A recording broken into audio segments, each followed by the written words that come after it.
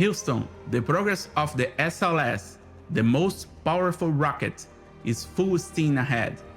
Today, we bring you stunning footage of the lifting of the aft center section of the left solid rocket booster, a key part of the mighty space launch system.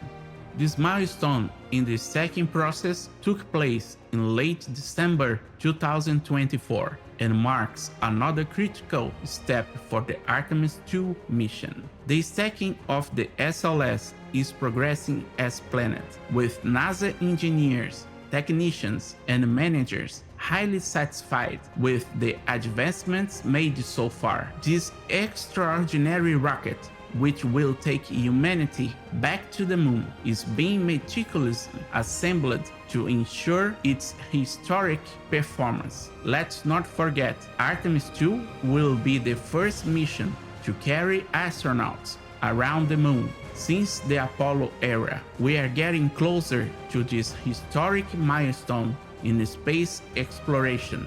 Stay tuned for more updates as we move closer to returning to the moon.